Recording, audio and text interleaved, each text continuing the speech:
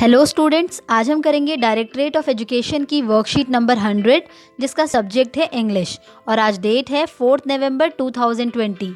ये worksheet class 5th के बच्चों के लिए है। तो चलिए स्टार्ट करते हैं हम आज की worksheet.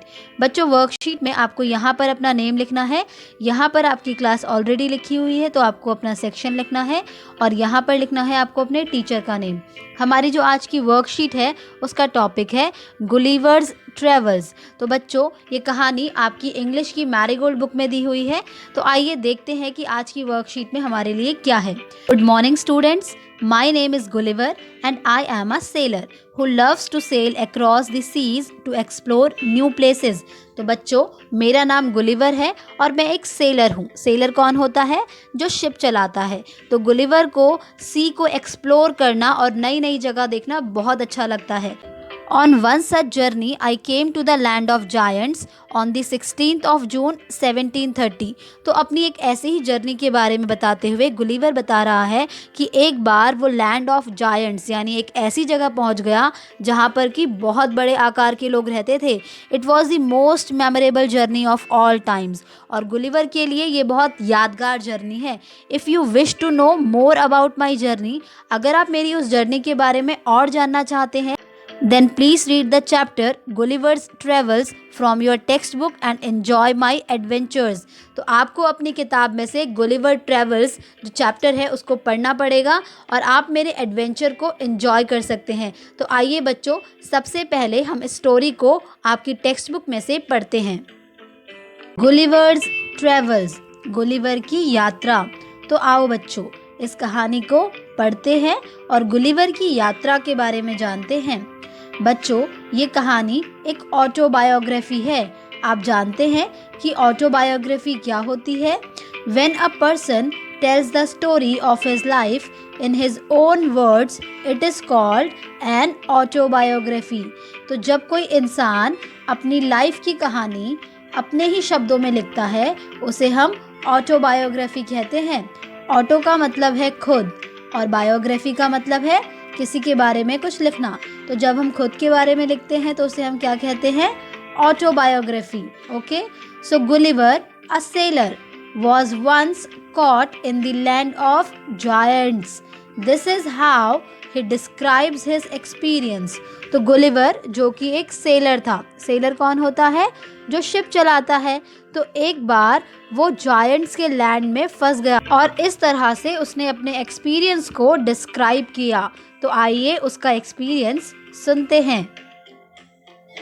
On the 16th of June 1730, we discovered land. Our captain sent a dozen men with vessels for water if any could be found। तो 16 जून 1730 को हमने एक जगह को खोजा और हमारे कैप्टन ने 1 दर्जन आदमियों को बर्तन के साथ पानी की तलाश में भेज दिया। तो बच्चों, वेसल्स क्या होते हैं? बर्तन। ठीक है। When we came to land, we saw no river or spring nor any inhabitants।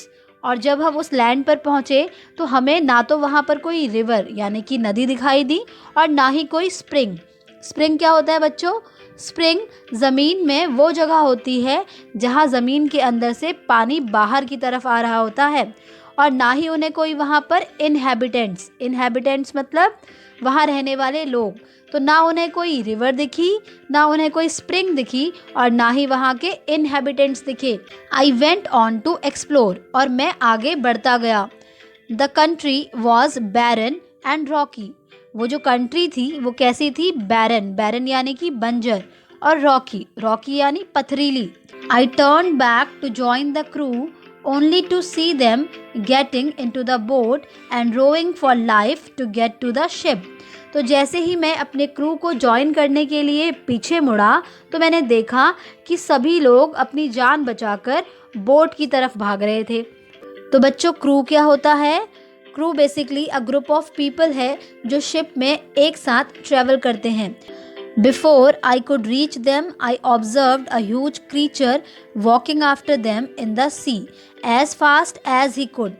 तो मैं वहाँ पहुँचता उससे पहले मैंने ऑब्ज़र्व किया कि उनके पीछे एक ह्यूज मतलब बड़ा और क्रीचर मतलब जीव।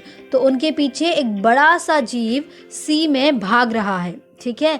The water of the ocean reached only till his knees, और जो ओशन का वाटर यानी पानी है वो उसके नीज यानी कि घुटनों तक आ रहा है। However the monster was unable to overtake the speeding boat, तो जो मॉन्स्टर था वो स्पीडिंग बोट को यानी कि तेजी से चलती हुई नाव को ओवरटेक नहीं कर पाया। ओवरटेक करने का मतलब कि उससे आगे नहीं निकल पाया। आई टर्न बैक क्विकली, और मैं जल्दी से पीछे की ओर मुड़ा। And climbed up a steep hill with fields of barley on either side and the corn rising up to 50 feet। तो मैंने क्या किया, मैं एकदम से पीछे मुड़ा और मैं एक स्टीप हिल क्या होती है, जो बहुत तीव्र ढलान वाली पहाड़ी होती है, मैं उस पर बड़ी मुश्किल, बेरली मतलब होता है मुश्किल से चढ़ा। और दूसरी साइड में वहाँ पर कॉर्न्स थे जो कि 40 फीट ऊंचे थे। There was a fence to pass from one field to the other, और वहाँ पर एक खेत से दूसरे खेत के बीच में क्या लगी हुई थी, फेंसिंग लगी हुई थी। फेंसिंग का मतलब क्या होता है, बाड़ा लगाना एक तरीके से।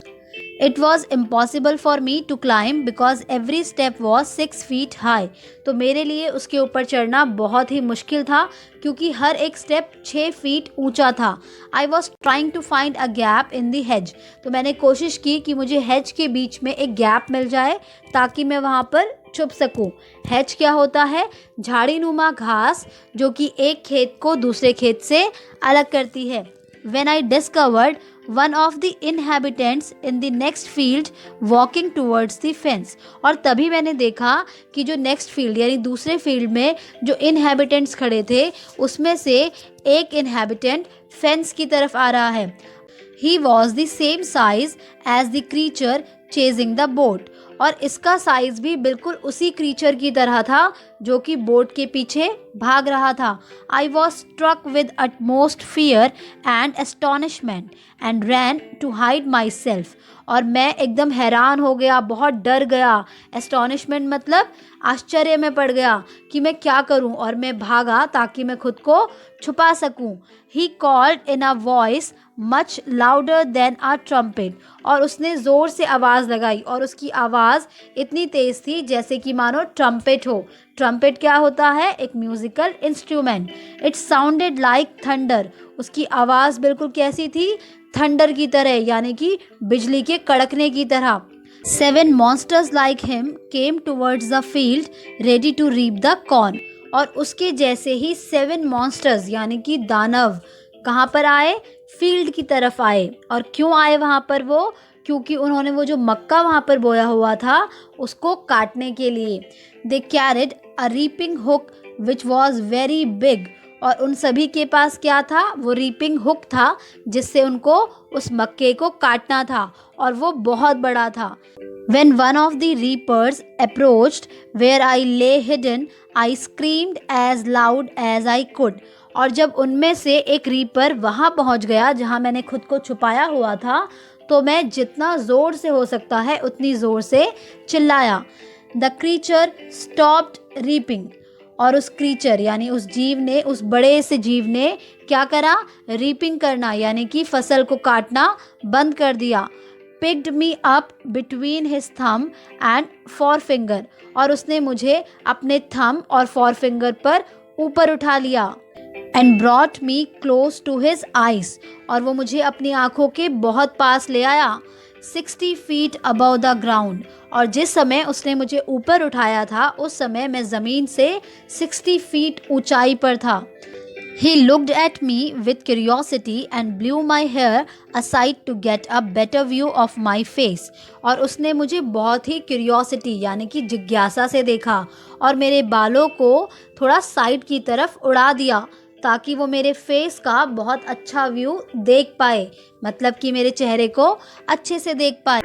He called his friends and gently placed me on the ground, उसने अपने दोस्तों को बुलाया और मुझे सौभाग्यवश ज़मीन पर रख दिया। They all sat on the ground to take a good look at me, और वो सभी फिर ज़मीन पर बैठ गए ताकि वो मुझे अच्छे से देख सके। I walked slowly backward and forward, और मैं थोड़ा आगे पीछे की तरफ चलने लगा। Pulled off my hat and made a low bow towards the farmer, और मैंने अपने हैट अपने सिर से उतारी और उसे फार्मर्स की तरफ झुकाया। I tried to speak to them loudly in several languages, और मैंने उन लोगों से बहुत सारी भाषाओं में बात करने की कोशिश की। Each time I did so, the farmer who picked me up held his ear very close to me, but in vain. तो जब भी मैं ऐसे बोलने की कोशिश करता तो वो फार्मर जिसने कि मुझे उठाया था बार बार अपना कान मेरे पास में ले आता, लेकिन बट इन वेन का मतलब है सब कुछ बेकार हो जाता, क्योंकि उन्हें ना तो मेरी भाषा समझ में आ रही थी और ना ही उन्हें उन तक मेरी आवाज़ पहुंच रही थी। The farmer took me to his house and placed me at some distance on the dining table which was 30 feet high from the floor. तो फार्मर ने क्या किया, फार्मर मुझे उठाकर अपने घर ले गया और मुझे डाइनिंग टेबल से थोड़े डिस्टेंस पर रख दिया। वो जो डाइनिंग टेबल था वो फ्लोर से यानी ज़मीन से 30 फीट हाई यानी 30 फीट ऊंचा था। Dinner was broad for the farmer in a dish which was 10 feet in diameter. तो जिस डिश में फार्मर के लिए डिनर लाया गया था उसका जो डायमीटर यानी आप कह सकते हैं कि जो उसकी चौड़ाई थी वो 10 फीट थी। The farmer's wife crumbled some bread and placed it before me. तो जो फार्मर की वाइफ थी उसने क्या किया, कुछ ब्रेड को हाथ से कुचलकर मेरे सामने रख दिया ताकि मैं उन्हें खा सकूं।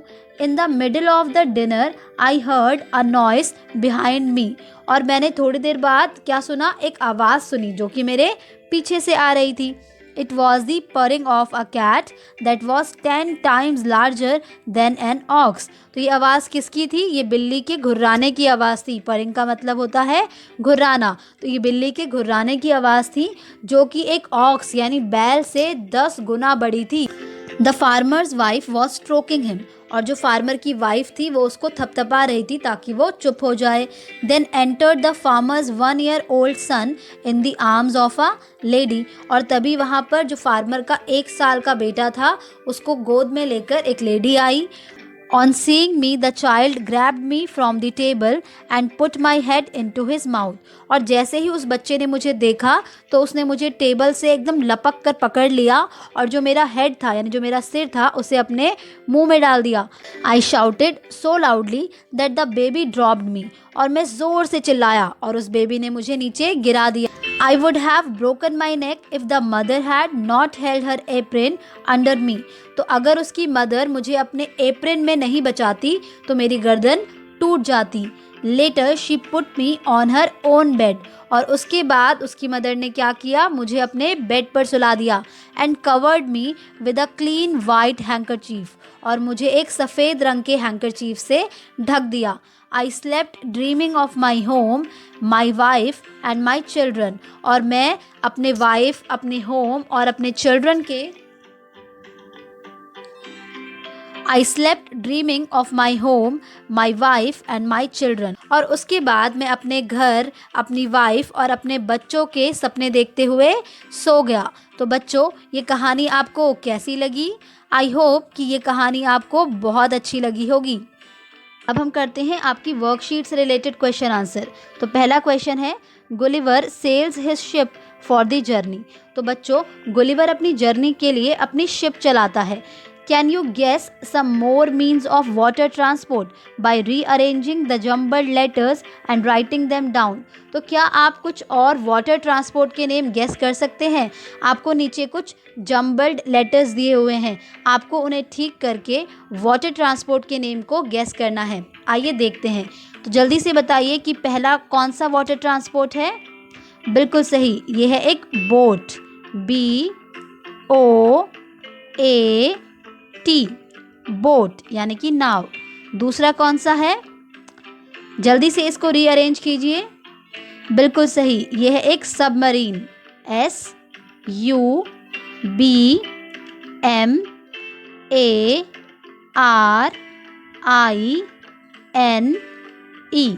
सबमरीन। बच्चों, इसे हिंदी में पनडुब्बी कहते हैं। तो नेक्स्ट देखिए, नेक्स्ट कौन सा है, जल्दी से गेस कीजिए। बिल्कुल सही, नेक्स्ट है हॉवरक्राफ्ट, HOVERCRAFT। बच्चों, हॉवरक्राफ्ट एक ऐसी बोट होती है जो पानी और ज़मीन दोनों में चलती है। नेक्स्ट को जल्दी से गेस कीजिए। नेक्स्ट है steamer, STEAMER।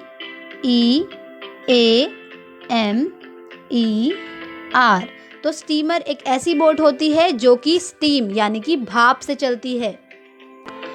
Next question, Gulliver sails his ship to explore new places. If you get a chance to explore a new place, which mode of transport would you like to choose? तो बच्चों, जैसे Gulliver new places को explore करने के लिए अपनी ship को cell करता था, अगर आपको न्यू प्लेसेस को एक्सप्लोर करने का चांस मिले तो आप कौन से मोड ऑफ ट्रांसपोर्ट में जाना पसंद करोगे? इसका आंसर आपको यहाँ पर लिखना है और आपको उस ट्रांसपोर्ट की पिक्चर भी बनानी है, तो ये आपको खुद से करना होगा। Question number C. In the story Gulliver's Travels, written by Jonathan Swift, Gulliver finds himself in the lands of giants. तो बच्चों, गुलिवर्स ट्रेवल्स स्टोरी को जॉनथन स्विफ्ट ने लिखा है। आपको पता है कि स्टोरी में गुलिवर्स अपने आप को लैंड ऑफ जायंट्स यानी कि एक ऐसी जगह पर पाता है जहाँ पर कि बहुत बड़े आकार वाले लोग रहते हैं।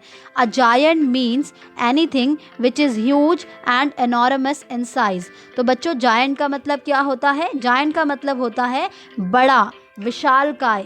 Name the following giants using the help box. बच्चों, आपको इस हेल्प बॉक्स का यूज़ करके इन सभी जायंट्स के नेम बताने हैं। तो आइए देखते हैं। फर्स्ट है अ जायंट बर्ड, एक विशालकाय पक्षी, बहुत बड़ा पक्षी। क्या नाम है उसका? ऑस्ट्रिच। क्या नाम है? ऑस्ट्रिच। तो आप यहाँ पर लिख देंगे ऑस्ट्रिच। सेकेंड है अ जायंट बिल्डिंग, विशालकाय बिल्डिंग। सबसे बड़ी बिल्डिंग कौन सी है? बुर्ज खलीफा। कौन सी है? बुर्ज खलीफा। तो आप यहाँ पर लिख देंगे बुर्ज खलीफा। नेक्स्ट है अ जायंट प्लैनेट। तो सबसे बड़ा प्लैनेट कौन सा है? जुपिटर। कौन सा है? जुपिटर। तो आप जुपिटर को यहाँ पर लिख देंगे। नेक्स्ट है अ जायंट लैंड एनिमल, ज़मीन पे रहने वाला सबसे बड़ा एनिमल कौन सा है? African elephant. कौन सा है? African elephant. और लास्ट है a giant creature who is extinct now, एक जायंट क्रीचर जो कि अब ख़त्म हो चुके हैं यानी गायब हो चुके हैं। तो वो कौन सा है? वेरी नाइस, वो है डायनासोर। तो डायनासोर को आप यहाँ पर लिख देंगे। इसी के साथ आपकी आज की वर्कशीट कंप्लीट होती है।